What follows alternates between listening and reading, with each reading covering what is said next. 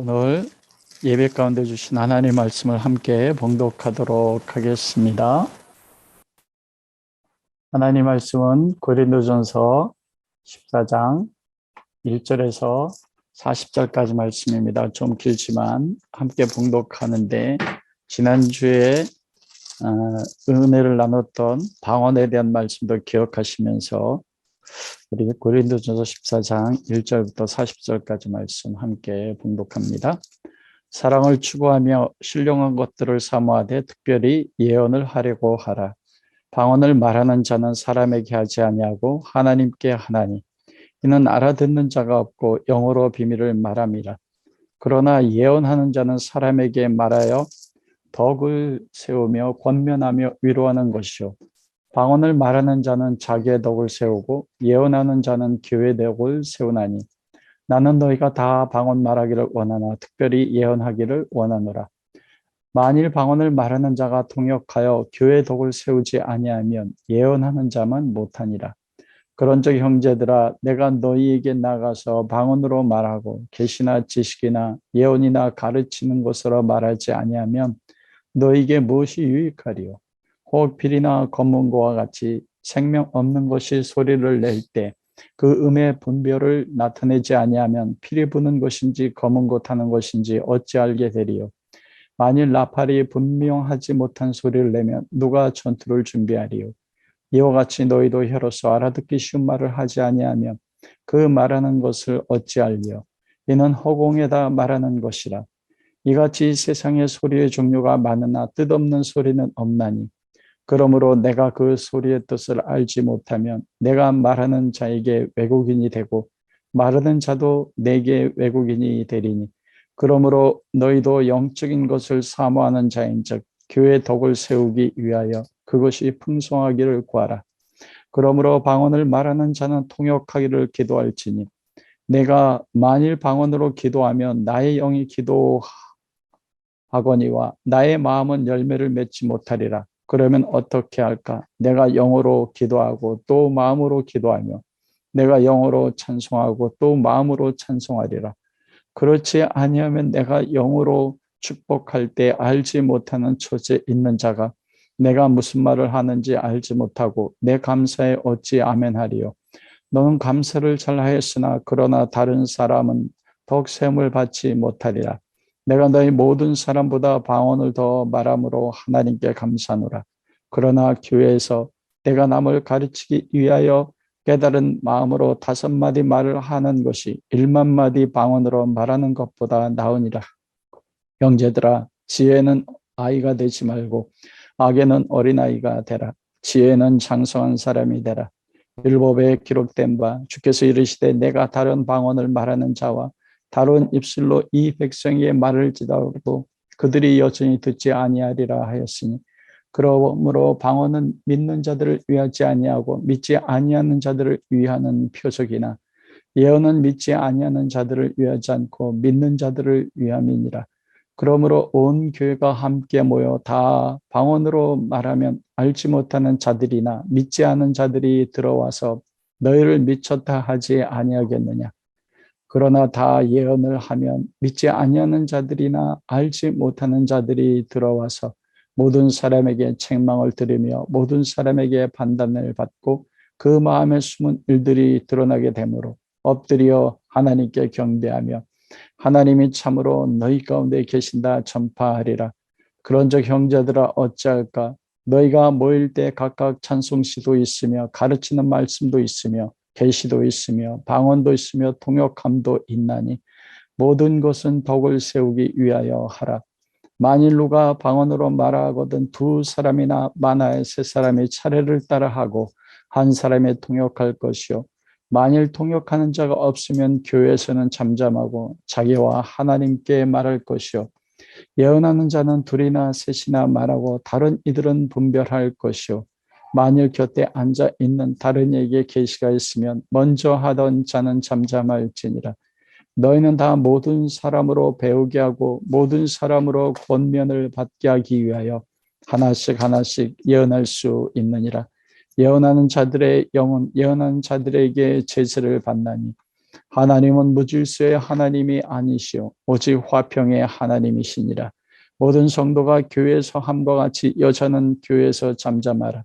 그들에게는 말하는 것이 허락함이 없나니 율법에 이른 것 같이 오직 복종할 것이요 만일 무엇을 배우려거든 집에서 자기 남편에게 물을지니 여자가 교회에서 말하는 것은 부끄러운 것이라. 하나님의 말씀이 너희로부터 난 것이냐 또는 너희에게만 임한 것이냐. 만일 누구든지 자기를 선지자나 혹은 신령한 자로 생각하거든 내가 너에게 편지하는 이 글이 주의 명령인 줄 알라. 만일 누구든지 알지 못하면 그를 알지 못하는 자니라. 그런즉 내 형제들아 예언하기를 사모하며 방언 말하기를 금하지 말라. 모든 것은 품위 있게 하고 질서 있게 하라. 아멘. 왕이신 아버지 하나님 찬송과 영광과 존귀와 경배를 드립니다. 우리가 예수 그리스도 안에서 성령님으로 아버지 앞에 섰습니다. 하나님 말씀하여 주옵소서. 성령님 이곳에 오셔서 예수 그리스도의 모든 걸 가르치시고 예수 그리스도의 모든 말씀을 기억나게 하여 주셔서 우리가 그리스도를 인격적으로 만나 우리가 예수 그리스도의 터위에 세움을 입고 하나님의 거하실 초소로 지어져가는 역사가 말씀 가운데 일어날 수 있도록 성령님 은혜 베풀어 주옵소서. 감사하며 예수 그리스도 이름으로 기도합니다. 아멘. 오늘은 특별히 예언하기를 사모하라는 말씀으로 함께 은혜를 나누고 싶습니다. 사실 고린도전서 14장의 방언과 예언은 오늘날 현대교회에서 가르치지 잘 않습니다. 방언하는 성도님들 많은데 방언이 권장되지 않거든요. 전통적인 교회에서는 방언은 사도시대 때 끝났다까지 가르쳐서 방언을 말하지도 않고 가르치지도 않습니다. 방언 받은 분들이 방언을 성령 주셨는데 교회에서 행해지지 않으니까 개인적으로도 방언 받았음에도 하지 않는 분들이 있습니다. 그런데 여러분 오늘 본문 말씀 속에 사도 바울이 그렇게 말하거든요. 37절 38절 누구든지 자기를 선지자는 혹은 신령한 자로 생각하거든 성령을 받은 사람을 생각하거든 내가 너에게 편지하는 이 글이 예수 그리스도의 명령이거든요. 하나님의 명령이에요. 하나님의 명령 안 들으면 어떻게 됩니까? 그건 성경에 나와 있는 말씀대로 이루어지는 거예요. 그 방언 말하기를 금하지 말라. 그게 첫 번째예요. 우리가 주의해야 되지만. 그리고 두 번째는 특별히 예언하기를 사모하라. 교회에서 왜 사도 바울이 이 고린도 교회에다 그 수많은 은사들 가운데 두 가지를 얘기했을까? 이게 혼란스러웠거든요. 오늘날 현대 교회에서도 예언이 되어지지 않습니다. 거의. 왜냐하면 예언 받았고 은사 받았다는 분들이 공개적으로 고린도서 14장에 가르치는 것처럼 모일 때 한 사람이나 두 사람의 차례대로 예언을 하고 그리고 분별하는 영 분별을 가진 사람들이 그것이 성령이 주시는 예언인지를 분별하여 교회에 덕을 세워야 되는데 개인적으로 예언의 은사 받은 분들이 개인적으로 1대1이나 자기 집에서 찾아오는 성도들에게 미래를 예언하거든요. 그래서 예언받기 원하는 분들이 안수받으면서 나의 삶이나 자녀들의 미래에 어떤 축복을 받아. 그래서 교회에서 예언이 지금은 거의 행해지지 않고 있습니다. 그런데 성경은 분명히 뭐라고 말씀하세요? 이 고린도 교회를 통해 말씀하지만 이 말씀은 영원한 주님의 말씀이거든요. 주님의 명령이거든요. 특별히 예언하기를 사모하라. 그러면은 왜 이 예언이 그렇게 문제가 됐느냐요? 여러분 예언하면 무엇이 생각납니까? 이경희 사모님은 예언하면 예언이 뭐라고 생각해요? 여러분 예언이 뭐라고 생각해요? 우리가 딱 하면은 어떤 성도의 미래가 어떻게 될 건가? 우리는 보통 그렇게 생각하거든요. 미래를 보는 것. 그게 어떻게 부분적으로 보면 맞습니다. 그러나 성경에서 가르치는 성경적 예언하고는 다른 부분이 많습니다. 성경이 말씀하시는 예언이 뭔가에 대해서 우리가 명확한 그 성경의 가르침 가운데 서 있지 않기 때문에 예언이 혼란스러워요. 그래서 하나님은 무질서 하나님하고 질서 하나님인데 교회가 혼란스러우니까 그 예언을 교회에서 금지시키고 하지 못하는 것이 오늘날의 모습입니다. 이 예언이란 말은 헬라어로는 프로헤테이아라고 말하고, 그리고 구약에서는 히브리 말로는 나비입니다. 여러분 예언하면 그럼 나비, 우리가 날아다니는 나비 생각하면 그 선지자들은 나비라고 했거든요. 이 예언 프로헤테이아, 나비는 두 가지 의미를 가지고 있어요. 첫째는 영감으로 말한다. 감춰져 있는 사람의 생각을 보여준다. 이게 예언의 첫 번째 의미입니다. 영감으로 하나님의 성령이 오셔서 말하게 하는 거예요. 뭐를요?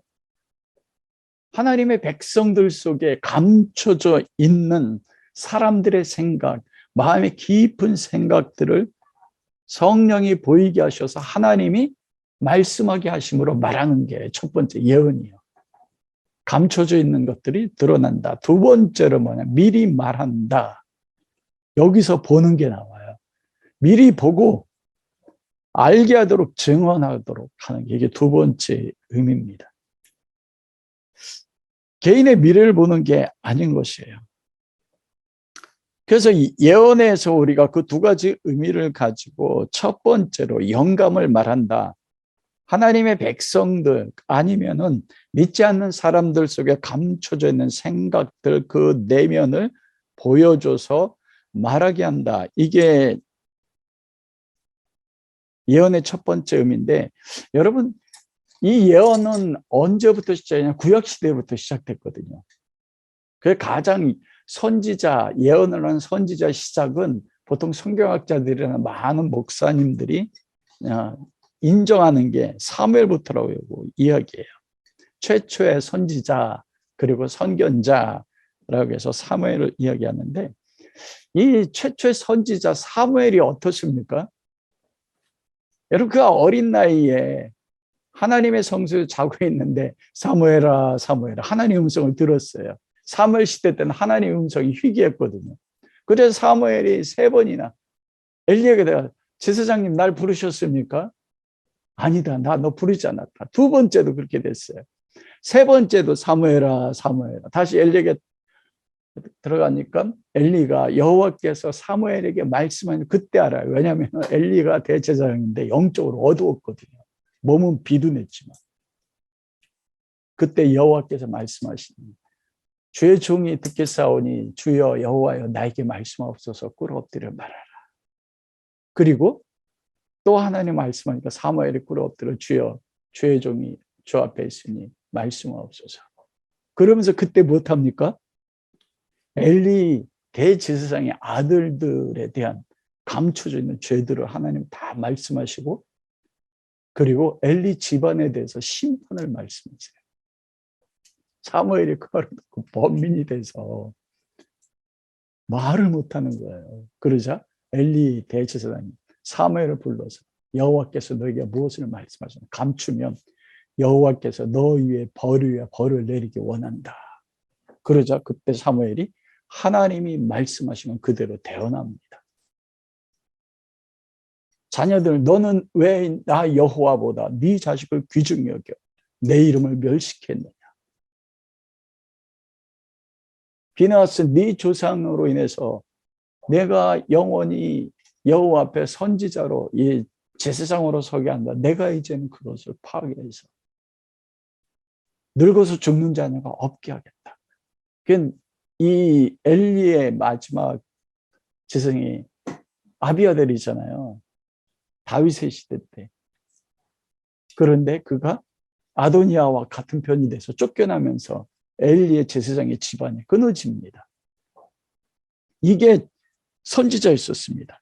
자신의 말이 아니라 하나님이 말씀하시면 그 말씀을 듣고 그 말씀을 전하는 사람. 이게 예언의 첫 번째 의미예요. 근데 어떤 말씀이었습니까? 엘리라는 대제사장이 영적으로 하나님 앞에 어떻게 서 있는지, 엘리의 아들들도 그들도 대제사장이 되잖아요. 제사장인데 그들이 하나님 앞에 영적으로 어떤 말씀 기준이 신명기의 말씀입니다. 하나님이 이스라엘 민족과 아브라함과 이삭과 야곱과 언약하시고 그들을 광야에서 하나님의 군대, 하나님의 백성으로 만드사 광야로 이끌 시내산에서 언약을 해요. 1세대. 1세대가 40년 동안 하나님의 언약을 지키자는 다 광야에서 죽고 모압 평지에서 약속의 땅을 눈앞에 두고 출애굽 2세대와 함께 신명기에 언약을 맺습니다. 모압 언약을요. 거기에는 모든 시내산의 언약이 포함되어 있고 하나님과 이스라엘 백성이 언약하는데 거기에 화와 저주와 복과 생명의 그 언약 가운데 포함되어 있거든요. 그러면서 하나님이 사무엘을 통해서 말씀하셨던 거 뭐냐면 그 신명기에 하나님의 언약의 그 말씀에 비춰서 엘리 대제사장과 그 집안이 어떤 가운데 있는지, 그래서 그 말씀에 따라 어떻게 합니까? 저주받는 것을, 하나님이 말씀한 것을 그대로 대언하는 것, 그게 첫 번째 예언자들이 했던 첫 번째 사명의 말씀이었습니다. 그래서 구약의 선지자들의 사명은 하나님의 말씀을 직접 들었어요. 제사장은 세습제잖아요. 아론의 대제사장이, 죽을 때까지 아론의 대제사장이 핏줄은 몸이 성하면 하나님 앞에 제사장의 신분이 세습됐는데, 선지자는 하나님이 특별히 불렀습니다. 하나님이 불러서 하나님이 말씀하시는 거예요. 누구에 대해 말씀합니까? 이스라엘 백성입니다. 하나님의 백성, 하나님의 사람들에 대해서 하나님이 말씀하세요.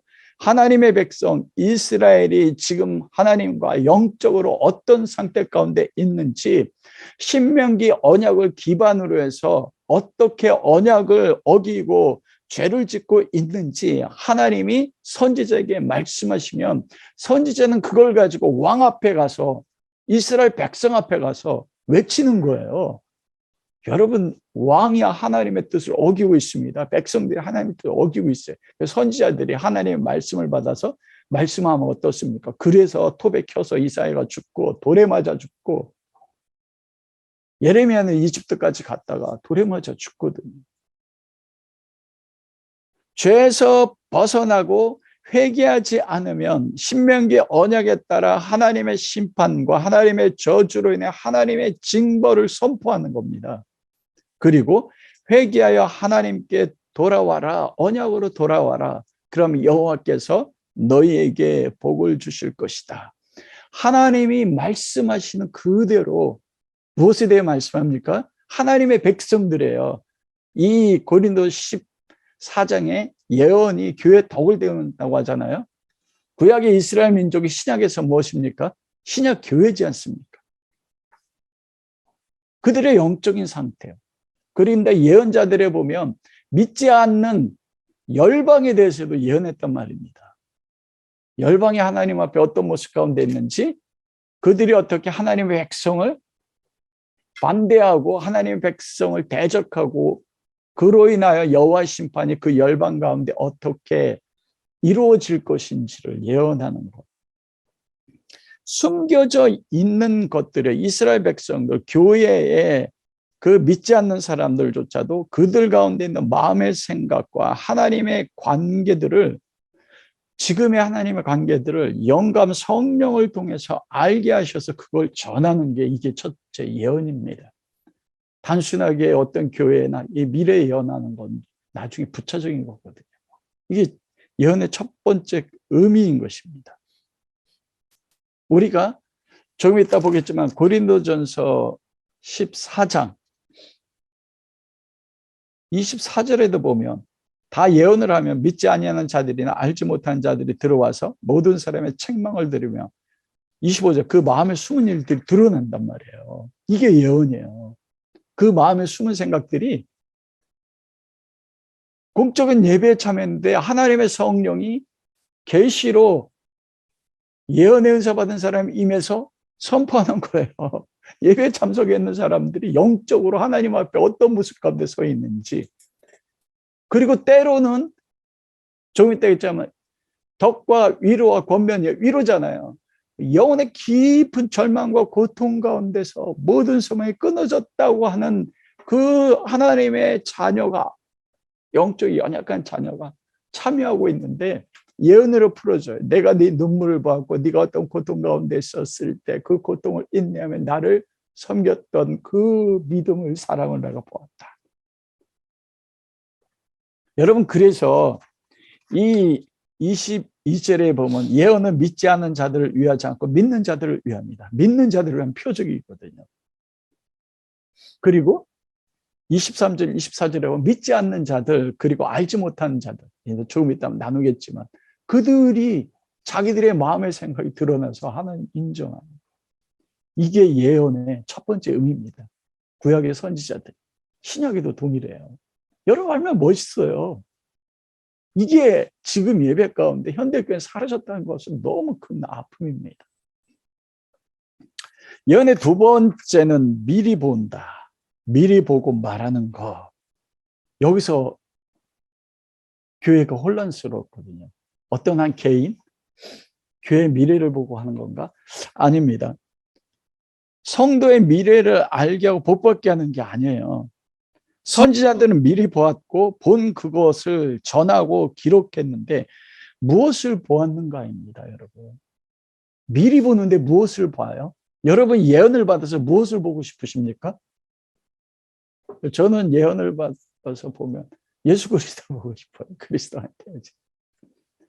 여러분, 구약 성경에 최초의 선지자라고 지칭한 사람이 나와요.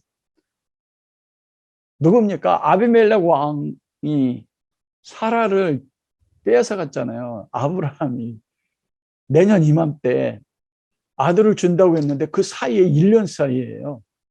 살기 위해서 사라를 아비멜렉 바쳐요. 하나님의 아비멜렉을 징계합니다. 그럼 뭐라고 말했죠? 그는 나의 선지자니. 선지자로 말했어요. 선지자는 보는 자예요. 무엇을 봤습니까, 아브라함이? 자기 아들 이삭 안에서, 그리고 그를 대표로 해서 하나님 앞에 나간 것. 우리가 창세기 22장에 보면 독자 이삭을 바칠 때 뭐라고 말합니까? 내 씨로 말미암아 온 천하 만민이 복을 얻으리라. 내 씨가 누구예요? 자기 자손 안에서 내 씨, 하나님의 언약의 핵심인 그리스도가 오신다는 것을 아브라함이 본 것입니다. 그래서 요한복음 8장 55절에 아브라함이 나의 때를 보고 기뻐했다. 그러자 유대인들이 예수님을 버려요. 네가 50도 되지 않았는데 어떻게 아브라함이 나를 보았느냐. 그러자 예수님 뭐래요? 아브라함이 낳기 전 나는 있었다. 아브라함이 나를 보았다. 무엇을 보는 것입니까? 하나님이 구약에서 창세기에서 아담과 하와가 범죄하면서 원시복음을 통해서 여자의 후손을 통해서 모든 인류가 믿는 자는 구원받겠다고 하는 그 여자의 후손을 예수 그리스도 본 거예요. 선지자는 그리스도에 대한 것, 그리스도 안에서 이루어지는 하나님 나라에 대해서 보고 그것을 기록하는 거예요. 다윗도 선지자라고 하잖아요. 사무엘하 7장에 보면 뭐라고 합니까? 내 씨로 말미암아 복을 받고 그 나라가 영원할 것이다. 다윗 왕조는 시드기야 왕으로 인해서 바벨론에서 멸망하고 왕조가 끊어지잖아요. 근데 하나님이 예언한 내 자손으로 인하여 세워지는 그 나라는 영원하다. 어떤 나라입니까? 메시아 나라, 그리스도 나라예요. 여러분, 그래 다윗의 수많은 시편 가운데서 어떤 시편이 나옵니까? 메시아 시편이요. 나의 하나님, 나의 하나님, 어찌 나를 버리셨고. 시편 22편. 예수님이 십자가에서 못 박혀 죽으시면서 하나님 앞에 죄 때문에 죄를 볼 수가 없어서 영원전부터 단절되지 않았던 그리스도가 아버지와 단절되는 그 고통이 너무나 부르짖었던 그 부르짖음이 누가 부르짖은 거예요? 다윗입니다. 다윗이 삶의 깊은 고통과 모든 사람으로부터 버림받았거든요. 사울에게 쫓김을 받고 그때 그는 영으로 성령님의 감동 안에서 장차 자기 씨 가운데 와서 자기의 죄 때문에 고통받고 버림받을 그리스도의 외침을 자기 삶에서 경험한 거예요. 나의 하나님, 나의 하나님, 어찌하여 나를 버리셨습니까? 다윗이 그러잖아요. 내 주께서 내 주에게 말씀하시기를 내 원수로 내 발등상 되게 할 것이 내 우편에 앉아있어. 예언이 왜 특별히 예언하기를 사모하라고 합니까? 미리 보는데 무엇에 대해서 봅니까? 그리스도 안에서 이루실 하나님의 역사를 보는 거예요. 그래서 우리가 예언이 필요해요. 내가 사랑하는 남편, 사랑하는 아내, 내 자식들, 그들 가운데 그리스도 안에서 하나님이 이루어 나가실 하나님의 역사심을 보는 거예요. 그래 구약의 선지자들 가운데요. 가장 대표적인 게 4대 선지자, 대선지자가 있고 12명의 소선지자들이 있지 않습니까? 이분들이 본 게 무엇입니까?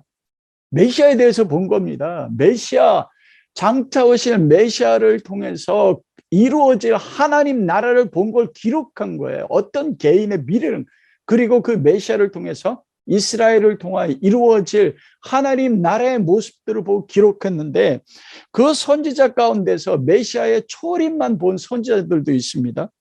메시아의 동정녀 탄생을 본 선지자도 있고 메시아의 베들레헴 탄생, 말라기 선지자 같은 경우는 뭐만 봤습니까? 메시아가 오기 전에 그의 첩경을 평탄케 한 대로를 수축할, 우리가 처음에 오늘 본문 예배에서 시작할 때 대로를 수축할 엘리야가 온다. 그 엘리야 이거를 봤어요. 근데 엘리야가 왜 옵니까? 광야에 외치는 자의 소리로 메시아의 길을 첩경케. 메시아가 핵심이에요. 메시아를 통해서 하나님 나라 이루어질 걸 보는 거예요. 이게 미리 보는 자예요. 그거를 말하는 자예요.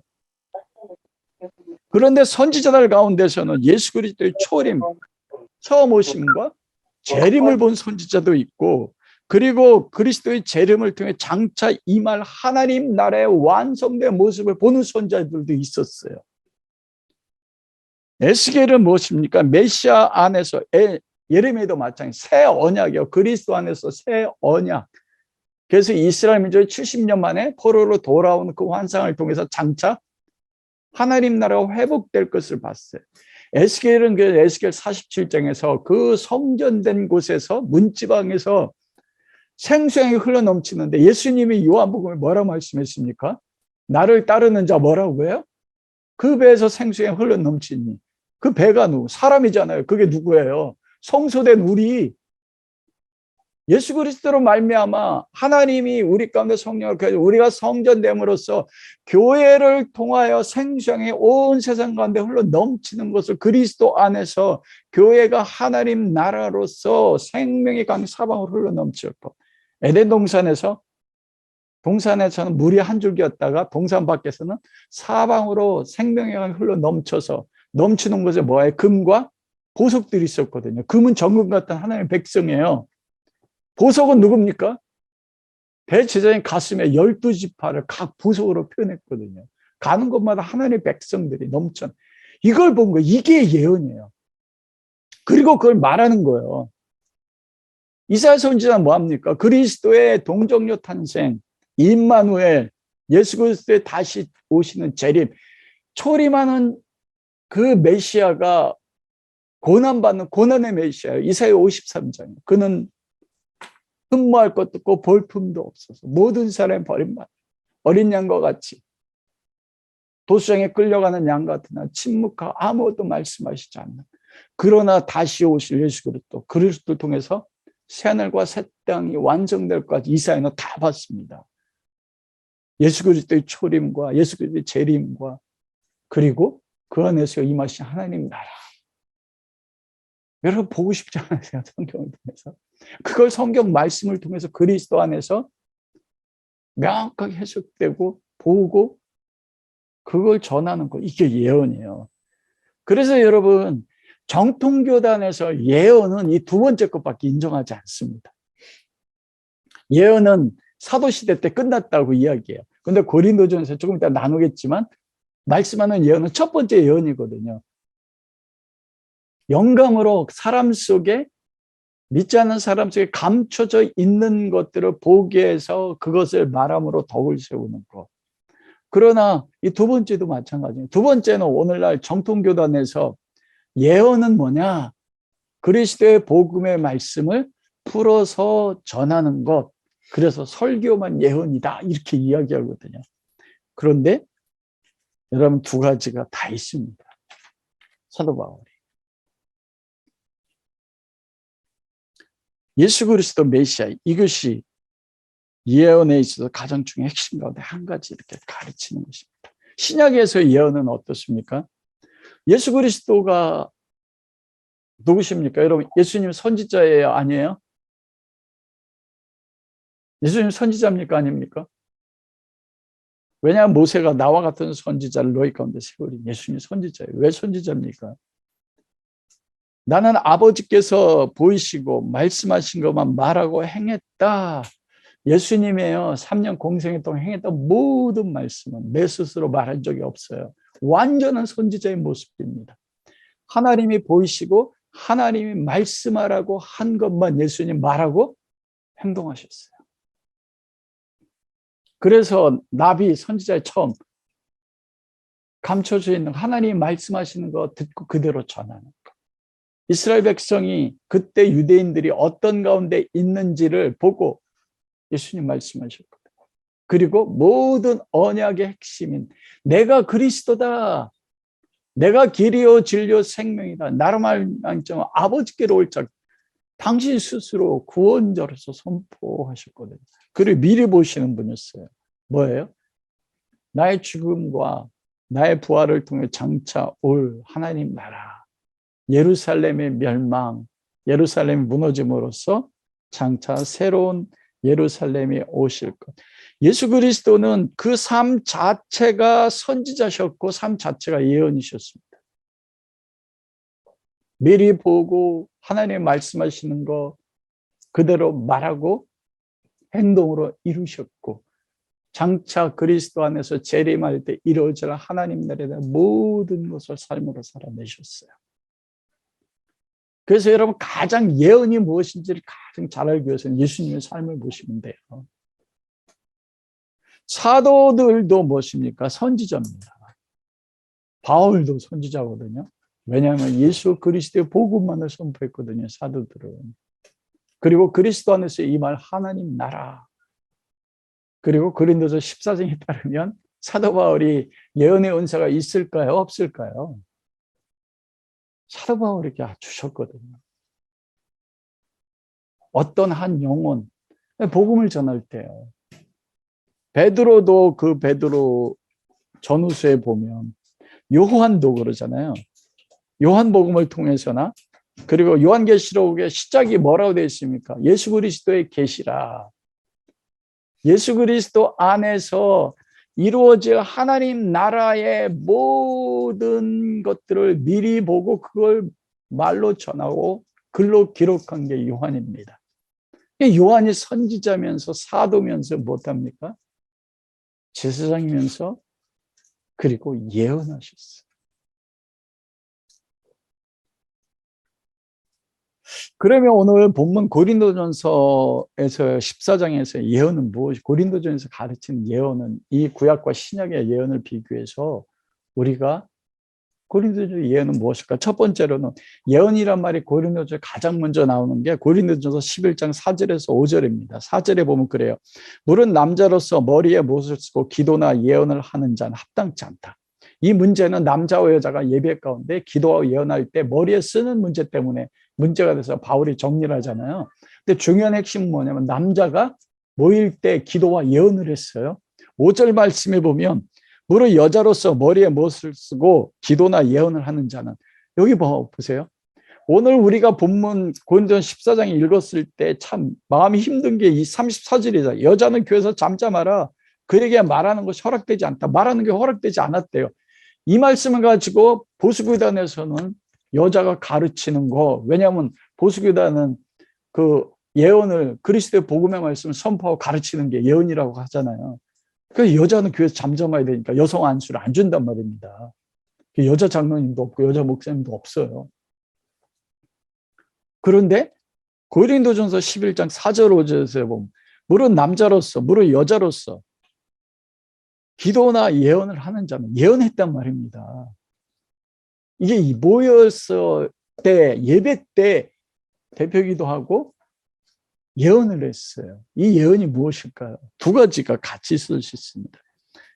계시의 말씀, 그리스도의 복음의 말씀을 전하는 것. 두 번째로는 예배 가운데 참여했는데 성령의 계시로 임하셔서 공동체 가운데 감춰져 있는 것이든지 고통받는 영혼의 마음의 아픔을 드러나게 해서 성령을 통해 그것을 예언하게 하는 것. 이 두 가지가 다 있을 수 있어요. 여러분 중요한 건 뭐냐면 남자도 예언했고 뭐도 예언했어요? 여자도 예언했어요. 예배 가운데예요. 여러분 얼마나 멋있습니까? 우리가 26절이 14장 26절에 제가 예배를 꿈꾸는 모델인데 26절에 보면 형제들아 어쩌 너희가 모일 때 각각 찬송시도 있어요. 시편을 가지고 하지만 처음에 이경희 사모가 할 때 신령한 노래라고 했잖아요. 찬송시에는 그 신령한 노래도 있거든요. 방언으로 하는 찬양일 수도 있고 다윗이 테일라라고 해가지고 성령의 감동 가운데서 메시아가 장차 오셔서 겪어야 될 거 보게 하셔서 그것을 시편의 노래로 찬양한 그게 새 노래거든요. 새로운 계시, 성경을 기반으로 한 겁니다. 성경에 벗어나지 않습니다. 기록된 성경 밖으로 넘어가면 안 됩니다. 어떤 것도. 그 안에서 교회 가운데 풀어진 새로운 계시들을 풀어 그게 찬송으로 나오는 거야. 신령한 노래고요.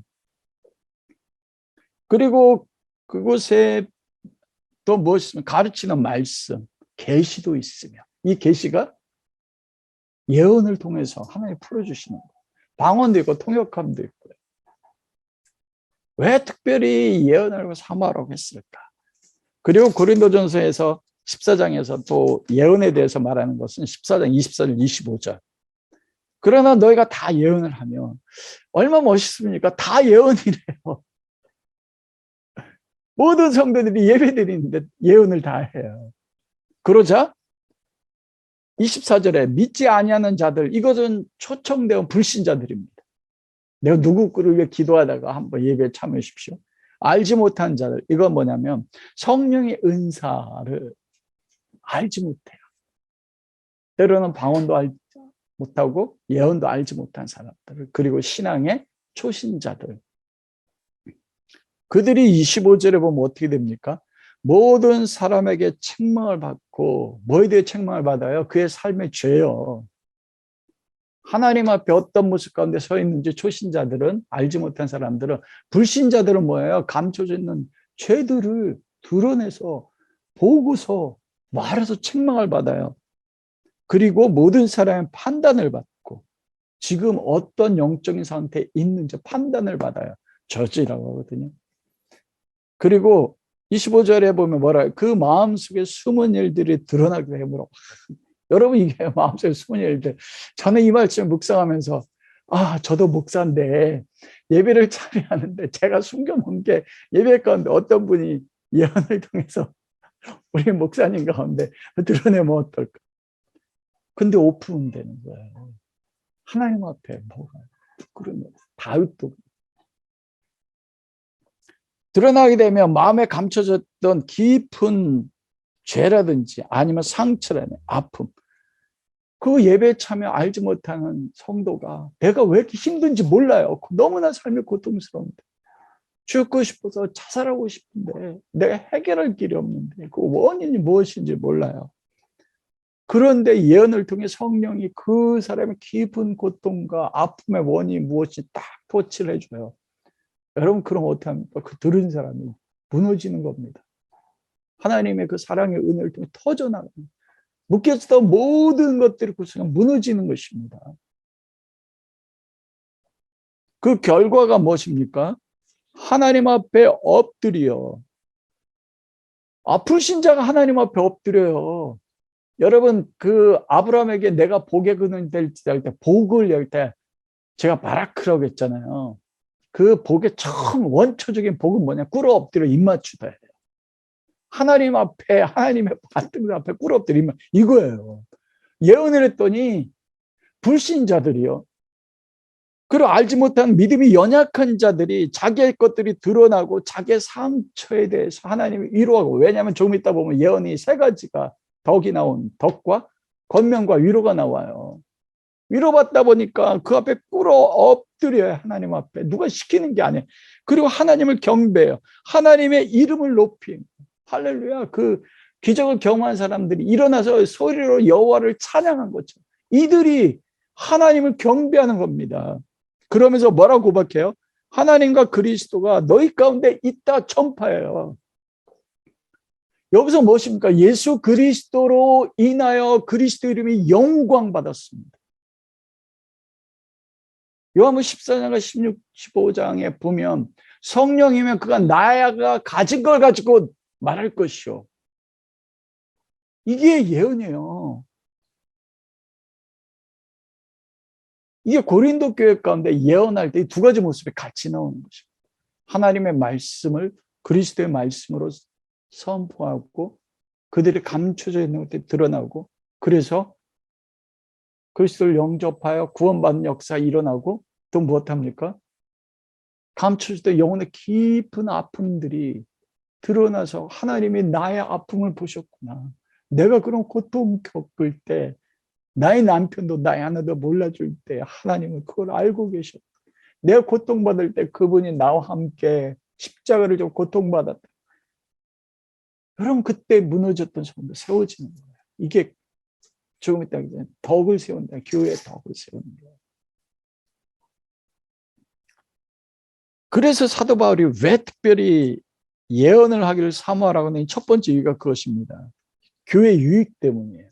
유익이 뭐라고 했습니까? 하나로 모은다. 예수 그리스도로 모아요. 개인이 아닙니다. 교회가 성도가 그리스도로 모아요. 그래서 하나 되게 해서 3절 말씀에 보면 덕을 세우는데 그 4절을 14장 4절에서 어떤 덕입니까? 교회의 덕을 세우며 덕은 건축한다잖아요. 무엇을 건축합니까? 이게 왜 배터리 전원이 부족하다고 하지?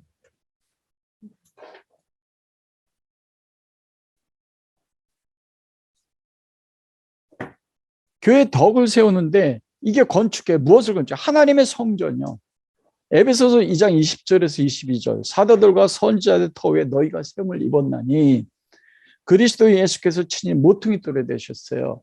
하나님의 성전의 모퉁이 돌, 그 좌편과 우편에 사도들이 있고 그 위에 우리가 세움을 입어서 그 안에서 건물마다 벽돌마다 우리가 벽돌이잖아요. 하나님 나라의 황금 집인데 벽돌이 연결돼 있잖아요. 우리가 하나의 황금 같은 벽돌에서 연결됐는데 뭐로요? 사랑으로 연결돼서 성령 안에서 하나님이 거하실 처소, 하나님의 성령 안, 성령 내 안에서 성령 안에서 그리스도와 하나님이 거하실 처소로 예수 그리스도 안에서 함께 지어져 갑니다. 함께해요. 혼자 지어져 가는 게 아니에요. 이게 덕을 세우는 거예요. 교회의 덕. 알지 못하는 연약한 영혼들이 세워져요.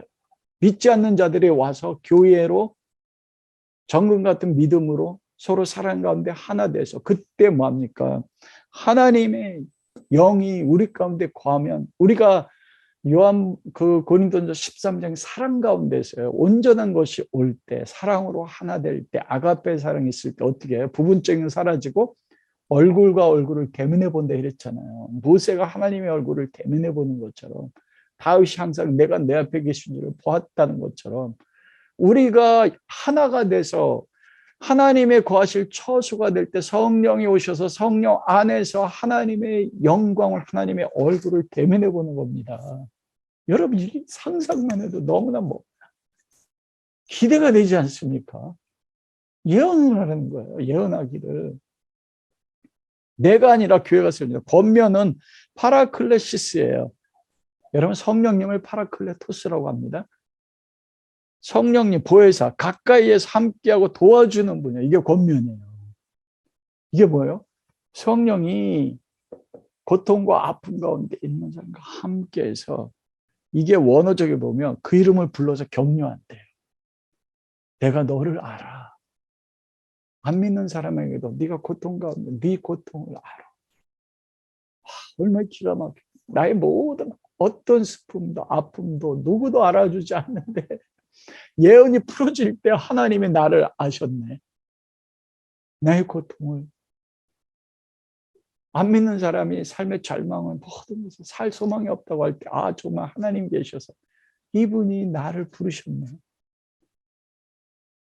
세 번째가 위로한 건 파라미디아라고 하는데, 이거는 위로 위안하다라는데 원어적 의미는 귀에 속삭이다는 뜻입니다. 내가 고통 가운데, 죄악의 절망 가운데, 죽고 싶어 할 때, 두려움 가운데 어떤 삶의 속에 끊어져 있을 때 성도의 교회에 오셔서 그 귀에 속삭여요. 내가 널 사랑한다. 네 아픔을 보았어. 그래서 두려움을 감하고 하나님의 백성이 고통과 고난과 절망 속에서 평안을 누리게 하는 거예요. 하나님의 교회가 두려움과 분노와 절망의 폭풍 가운데 이 위로로 모든 것들이 가라앉게 하고 성령의 임재로 인해서 그리스도 안에서 안식을 누리게 하는 것. 이게 위로입니다. 여러분, 내가 모든 소망이 끊어졌다고 할 때, 죽고 싶다고 할 때 예언이 풀어지면 그게 바로 내 귀에다 속삭이는 주님의 위로의 말씀입니다. 예배 가운데 풀어지면 얼마나 멋있습니까? 여러분, 중심은 나가 아니에요. 중심은 누굽니까? 다른 성도, 다른 지체. 그래서 14장 12절에 영적인 것을 사모하는 모든 자들은 교회 덕을 세우기 위해서 그것이 풍성하도록 예언을 구하라. 특별히. 저도 예언은 하고는 싶었지만 나은 관계없다 여겼거든요. 그런데 이 말씀을 묵상하면서 저도 소망이 생겼어요. 예언하고 싶어요. 어떤 개인의 미래를 보고 그런 게 아니고. 그리고 왜 사도 바울이 특별히 예언하라고 하면 두 번째로는 예언은 사랑의 최고의 표현입니다. 아가페 사랑의 최고 표현이 사랑이 예언이에요. 왜냐하면 예언의 모든 목적은 교회입니다. 다른 성도입니다. 내가 아니에요. 그래서 14절 사랑을 추구하며 예언하기를 39절에 예언을 사모하는 거 보니까 사랑을 추구해서 그 안에서 신령한 걸 사모하되 특별히 예언을. 왜요? 예언은 다른 사람의 덕을 세우거든요. 내가 다른 사람의 영혼을 보는데 내가 할 힘이 없어요. 어떻게? 내 자식, 내 아내, 내 남편. 내가 그를 세워주고 싶은데 내가 할 수 있는 게 없어요. 내가 어떤 한 불신자가 나의 가족 중에 예수를 안 믿는 사람인데 내 힘으로 어떻게 그 그리스도를 가르쳐 줍니까? 내가 죽어도 그가 구원받을 수 있다면 좋겠는데 그 영혼을 세워주는 것이, 떡을 세우는 것이 바로 예언이란 말입니다. 그 사랑에서 나오는 거예요. 그 사랑 가운데서 저 영혼이 살아날 수만 있다면 그 영혼에 대한 믿지 않고 믿음이 연약한 가장 가까운 사람들에 대한 그 영혼에 대한 불같은 열정으로 나타나는 게 바로 예언입니다. 그 예언이 특별히 하도록 사모하라는 거예요. 세 번째로는 29절에 33절에 보면 모든 사람에게 배우게 하고 권면받게 하기 위해서 하나씩 하나씩 예언할 것이요. 이게 뭐냐면 질서예요. 현대교회가 이게 안 돼가지고 예언이 사라졌거든요. 예언도 못하게 하고 그래서 숨어서 예언 은사자 받은 사람이 찾아오는 사람들이 예언하거든요. 왜냐하면 배우게 못했어요. 권면받지 못하게 했어요. 하나하나 질서 가운데 화평의 하나님인데 질서 하나님이고 화평의 하나님. 화평의 하나님은 이 화평 에이레네인데 하나님과 하나님의 교회 가운데 평안한 관계고 사람과 사람 사이에 평안함을 가져다 주는 게 하나님이신데 그 교회 덕을 세우는 그 예언을 가지고 혼란케 한 겁니다. 예언이 풀어지면 사람들이 배우게 된다는 거예요. 하나님이 어떤 하나님인 질서 하나님과 예언을 주는 목적이 사랑 때문이고 교회를 건축하기 위한 거. 그런 걸 권면받게 하기 위해서 뭐라고요? 질서 가운데 예언하라. 특별히. 여러분, 우리가 세상에서 그 말 하잖아요. 구더기 무서워서 장목 담그냐? 장 담글 때 구더기 생긴단 말이에요. 근데 버렸어요, 이 시대는.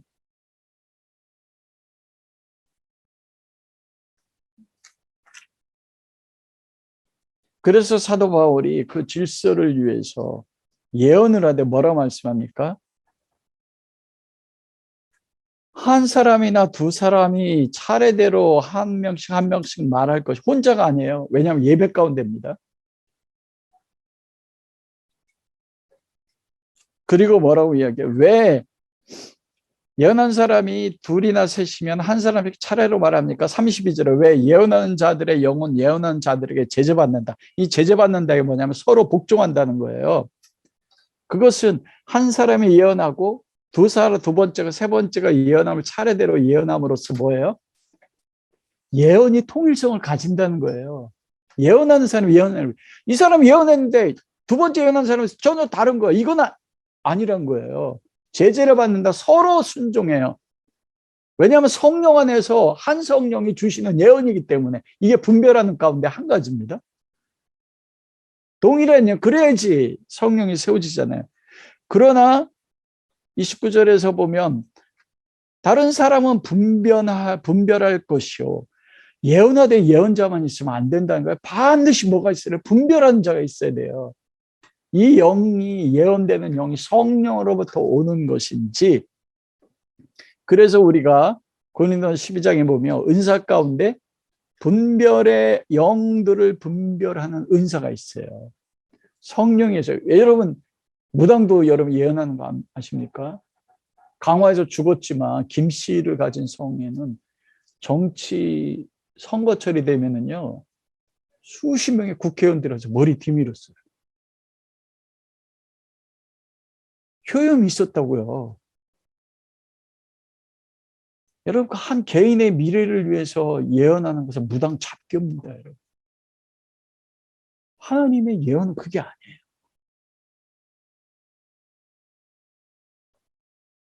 분별의 기초가 뭡니까? 예언은 성령의 은사예요. 성령의 선물이 성령이 주시는 거예요. 그럼 성령은 예수님이 내가 아버지께는 다른 보혜사를 보내리니 이것이 너의 유익이다 거든요. 왜 유익입니까? 성령이 무엇 때문에 오세요? 하나님 아버지 예수 그리스도를 나타내기 오시거든요. 요한복음 14장 26 이게 분별하는 키예요. 수많은 예언들이 나올 때 그것이 분별하는 게 뭐냐면 요한복음 14장 26절 보혜사 아버지께서 내 이름을 보내 성령 그가 오시면 너희에게 나에 대한 모든 걸 가르치고 내가 너에게 말한 모든 것들을 생각나게 하리라. 예수님의 말.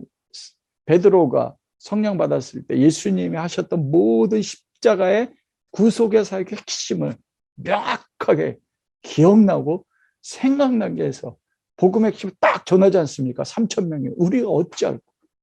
성령은 그리스도를 진 거예요. 성령은 십자가를 진 거예요.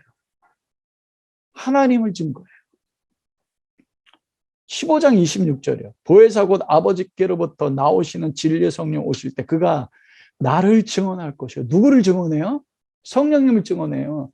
예언의 은사도 성령이 주시는 거잖아요. 그럼 성령이 무엇을 예언합니까?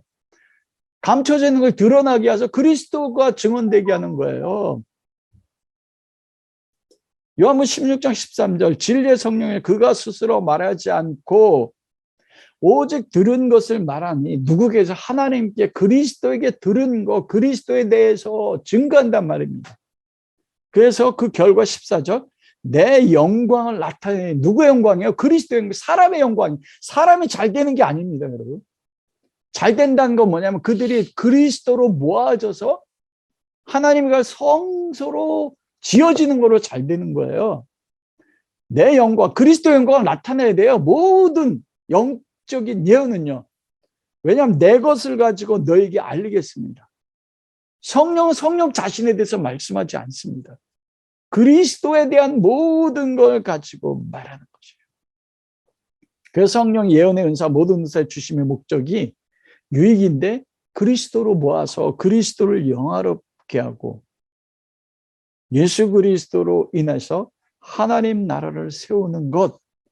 여러분, 이게 분별하는, 영들을 분별하는 첫 번째 분별의 키입니다. 여러분, 그러니 예언을 해야죠. 모든 사람이 사모해야죠.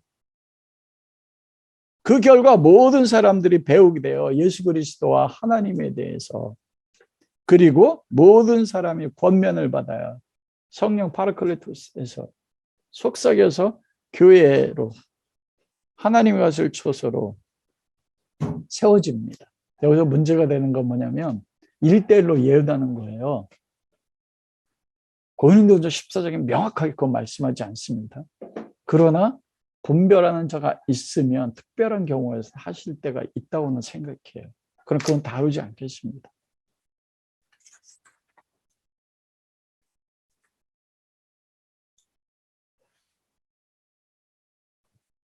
본문에 특별히 오해가 되는 구절이 있잖아요.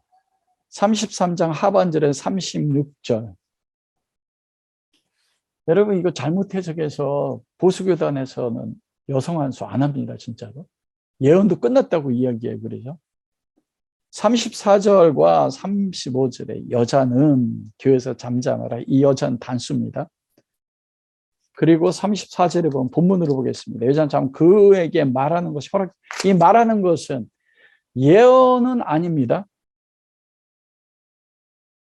여기서 말한다는 말은 무슨 뜻으로 나타나는 거냐면 그냥 일반 랄레오라고 이야기하는데 무엇에 대해서 말하다 이거예요.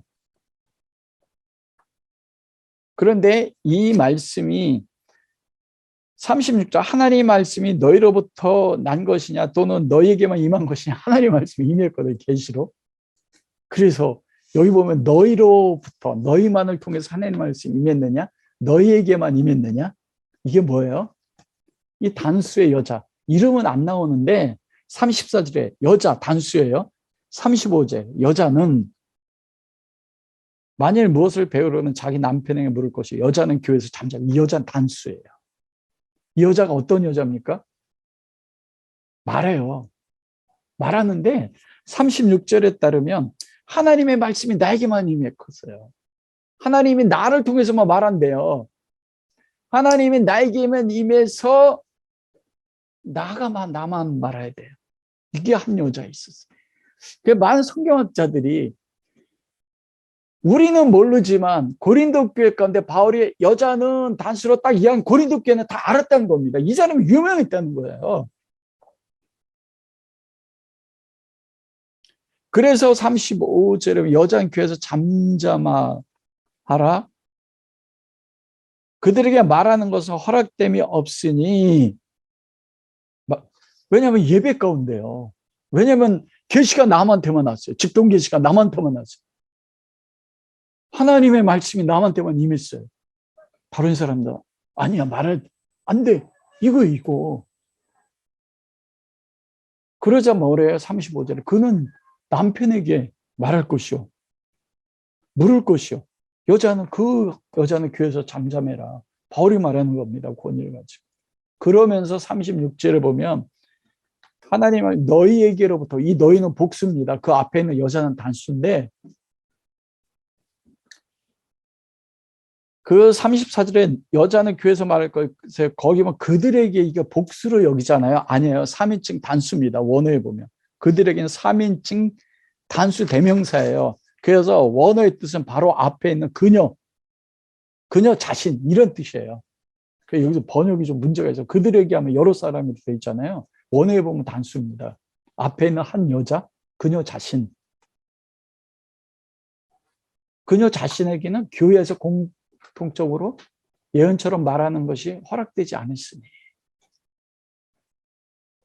그리고 36절에 하나님 말씀에 너희에게로부터 너희는 복수입니다. 이거는 그 여자를 따르는 다수의 여자들이 있었다는 거예요. 그들이 주장이 뭐냐면 너희로부터 난 거냐? 우리로부터만 말씀이 났다. 하나님이. 난 것이라는 건 뭐냐면 발행하다 나타나다 하나님의 말씀 계시의 말씀이나 예언의 말씀이 10절 풀어낸 말씀이 우리로만부터만 나타났다. 너희에게 임했느냐? 이르렀다, 도착했다. 하나님의 계시가 너희들 우리에게만 계시가 임했다, 이렇게 얘기했다는 거예요. 그러니까 어떻게 됩니까? 오늘날 교회도 이거잖아요. 그래서 목사님들이 교회에서 못하게 하는 거예요. 그러면서 잠잠하는 것입니다. 이런 여자들 혼란케 하는. 예언을 잠잠하는 게 아닙니다. 여자는 예언하지 말라는 게 아니에요. 왜 그래요? 우리가 11장 4절과 5절에 분명히 뭐라고 했습니까? 무릇 여자로서 머리에 무엇을 쓰지 않고 기도하거나 예언을 하는 것은, 머리에 쓰고 기도와 예언하라고 했거든요. 예배 가운데 기도와 예언의 여자. 공적인 예배 가운데요. 말씀은 서로 모순되지 않습니다. 왜냐하면 그것이 그 무질서와 혼란으로 하나님의 화평을 빼앗았거든요. 그 말씀을 이제 마치도록 하겠습니다.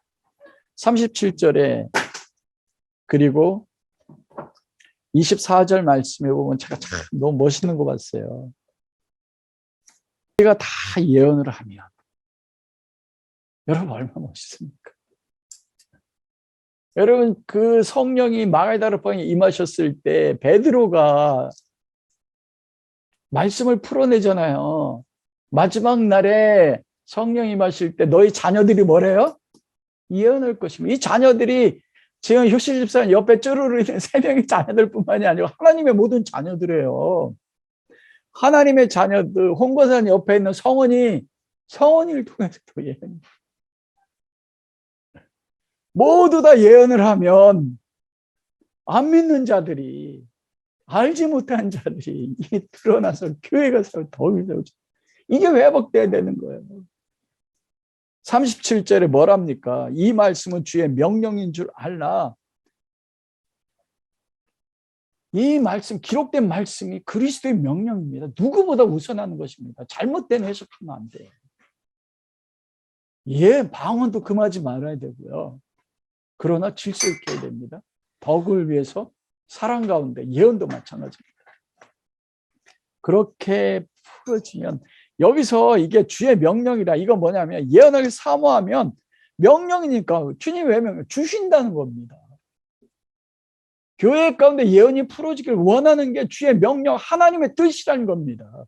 그래서 교회가 성전으로 건축되고 서로를 세워주고 그거로 교회가 가정이 세워지는 거예요.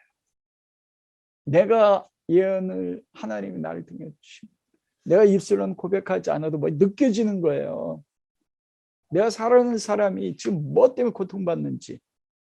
저희가 지난 주간에 저희가 아는 두 부부가 와서 하나님이 자기들 가운데 함께 기도했었거든요. 하나님이 그들 가운데 이루셨던 하나님의 역사에 대해서 은혜를 나누면서 함께 하나님 앞에 감사했거든요. 근데 그 아내 되는 분이, 목사님 전 참 신기해요. 이상하게 어떤 사람들을 만나면 제 마음속에 그 사람들의 아픔이나 고통이나 그들의 문제가 무엇인지 느껴진대요.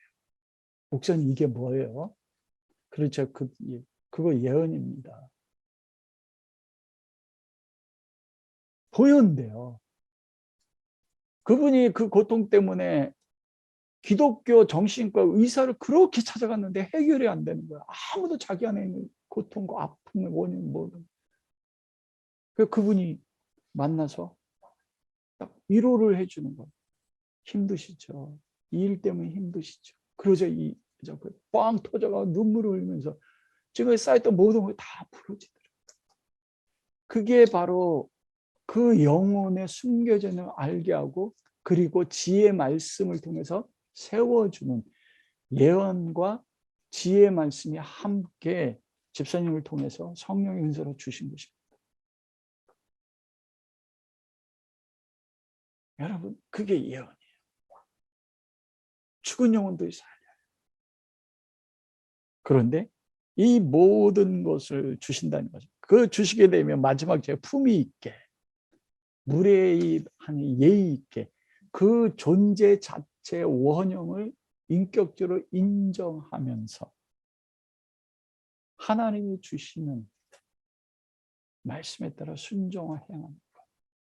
이 모든 은혜를 하나님이 우리 마라나타 교회 가운데 주실 것입니다. 여러분 기대하십시오. 사랑은 오래 참고 모든 것을 믿으며 모든 것을 바라며 그 가운데 주실 때가 견딜 때 이러한 역사가 우리 성도들을 통해서 교회 가운데 가정 가운데 이루어질 것입니다.